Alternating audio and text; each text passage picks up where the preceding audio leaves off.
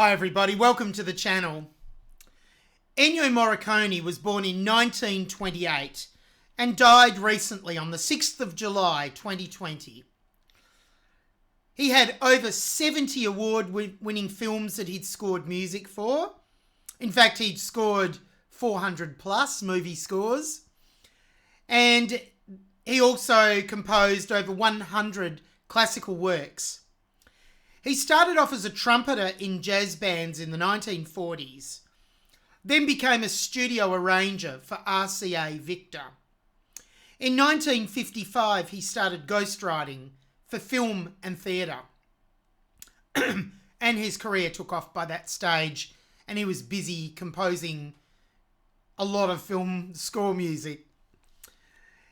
This particular piece of music, Once Upon a Time in the West, includes a vocalese by Italian singer Eda Dell'Orso. And obviously it's off a movie as well, Once Upon a Time in the West. In Italian, C'era una volta il West, from 1968. This was directed by Sergio Leone, and he co-wrote the movie with Sergio Donati. It was a spaghetti western and starred Henry Fonda, Charles Bronson, Claudia Cardinale, and Jason Robards. The plot of the movie was this. A mysterious stranger with a harmonica joins forces with a desperado to protect a widow from a ruthless assassin who was working for the railroad. Yeah. Okay. Let's hear the music.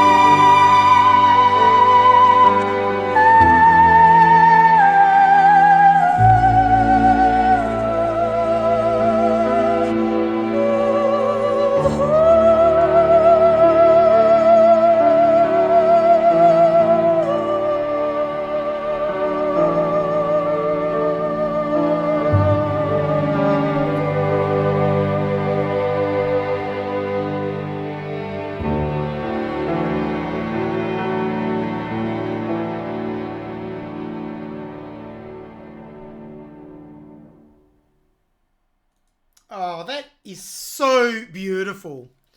What a lovely piece of music. And again, another piece of Ennio Morricone, whose music is so haunting. Wow, especially with that vocalese part. I really find that is so beautiful. And the vocalese part, so obviously the vocalist, Eda Dell'Orso, has that beautiful fluttery vibrato as well. Wow. Vocalese is where there are no words. So let me walk through it and we'll go from the beginning and start with this beautiful flowing piano part.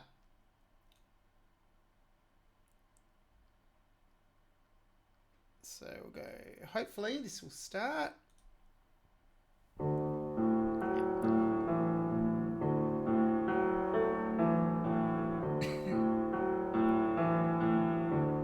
Lovely. And then the right hand melody comes in and it's harmonized with sixths, 2-note chords in that right hand part. I'm pretty sure it's sixth. It sounds like that to me. And we've still got the flowing left hand part. And there's quite a bit of rubato happening here. So freedom within the timing. It's not very strictly robotically in time. There's a bit of stretching of the time here that really enhances it and gives it a reflective quality. Try and pick it up. It's very hard to get it right in the right spot. There we go.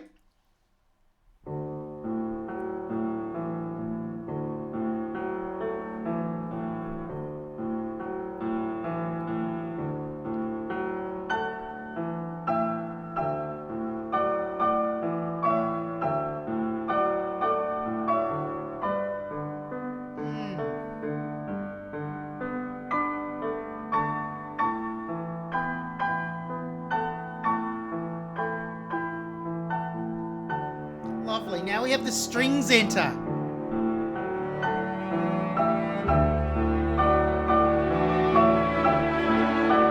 I find it very interesting there, how it sounds to me like it's a cello that starts and it might be a bar or a few notes, might be a half a bar or whatever it is. And then suddenly the full string section kicks in as well. It's beautiful the way it just emerges like that.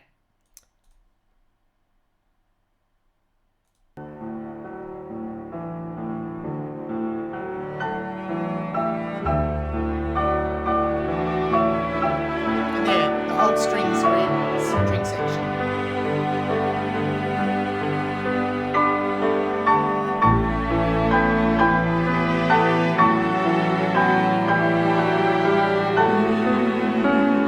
So you can hear a really interesting and nice counterline going within the string part as well, in a counterline to the piano melody.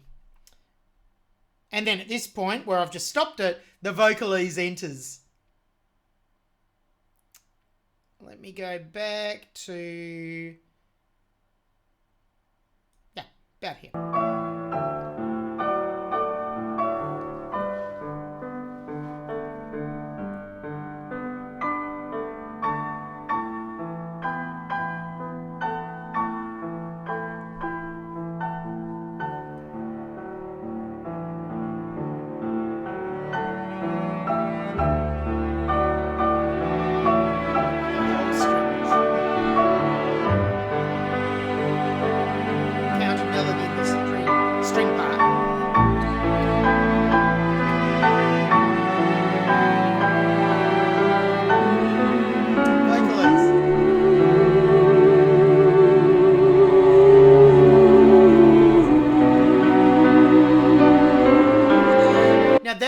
You can hear the bass line descending and it's really lovely the way it descends like that.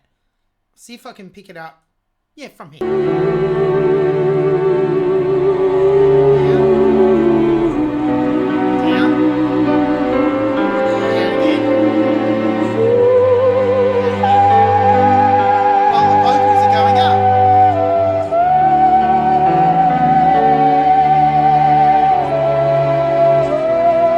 so that's really interesting how there's the descending bass line and then the vocals are actually going in contrary motion to this. They're ascending up into that beautiful high register with Edda's beautiful fluttery vibrato there too. Let me just go back. Play it again.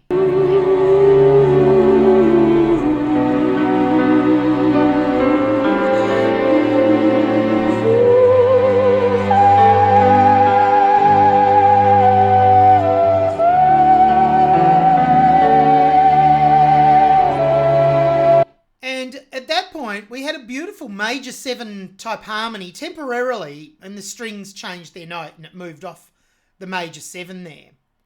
But it's so beautiful. If I can just go, if I go from about here, I'll point it out.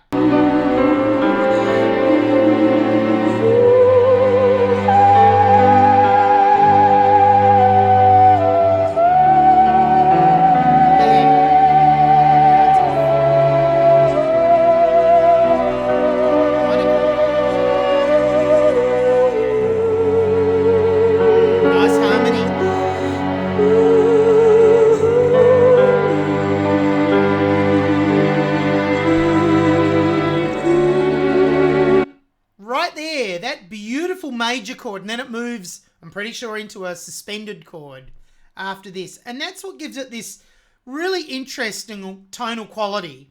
And harmonically, it's very, very interesting. It's not just your stock standard major and minor chords with a dominant 7th thrown in here and there. These are very interesting, more higher tensioned harmonies into major 7 chords, and then the suspended chord that's so beautiful. They have a character all of their own. I love these chords. I absolutely love major 7s, minor 7s, suspended, all of the higher tension, of course. Then you can go into major dominant 7 sharp 11s or 5/7 flat 13s or whatever the chords are. Beautiful higher tensions, but these are just really nice.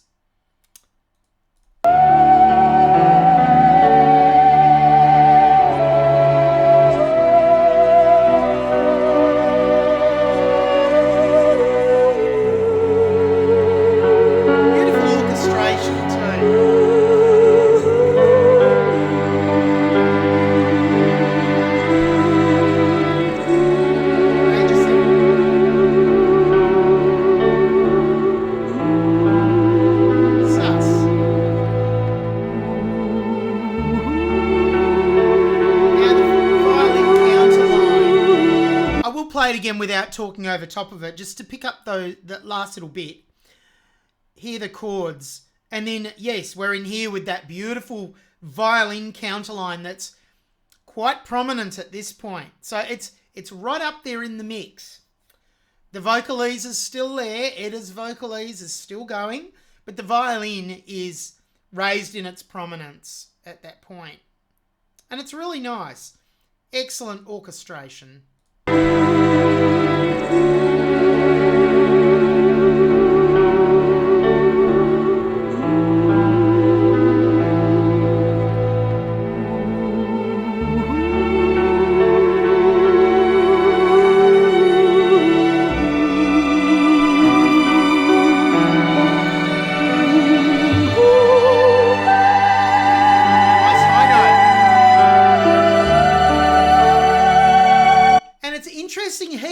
The vocalese is going very high, and also the strings have risen into their higher register, and it really complements one another so well there. In other words, the strings complement the vocal and the vocal complements the strings due to the registers, them both being in a very high register. I love it.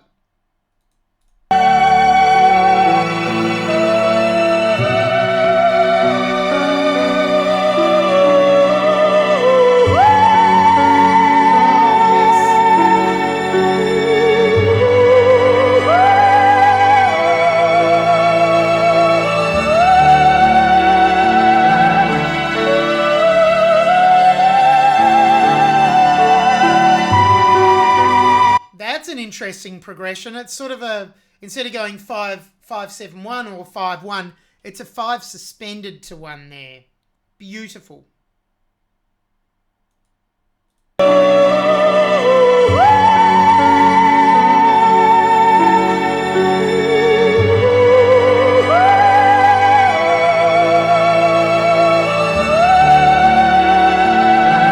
Having said that, I can hear the 3rd in the chord. Maybe it's not a suspended then in that particular instance, but it's still lovely.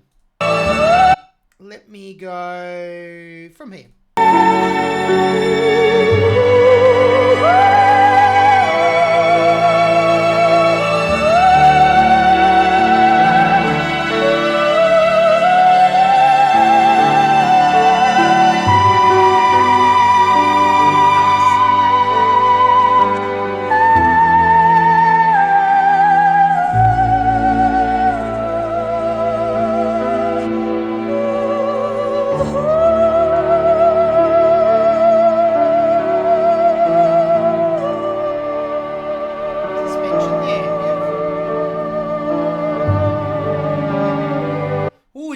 The sharp 11 note in the strings against the bass line there and the whole chordal structure. Then it resolves. It's the sharp 11. I'm pretty sure it's a G major 7 sharp 11 chord there, or a G major sharp 11. It resolves, so the C sharp resolves down to the 3rd, the B.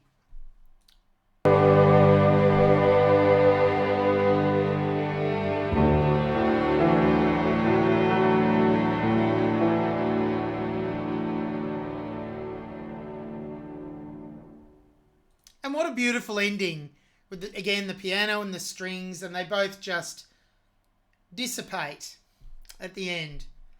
That is such a beautiful piece of music. Very haunting, and there are a lot of these these film scores around that era in particular that used vocalese, and I believe Eda Dell'Orso performed on quite a number of movies. And the vocalese really fits with that era and really added to the hauntingness of the music and the mystery. I really love it. It's something I really love about that era film scores. Beautiful. I hope you enjoyed the reaction. I'll see you later.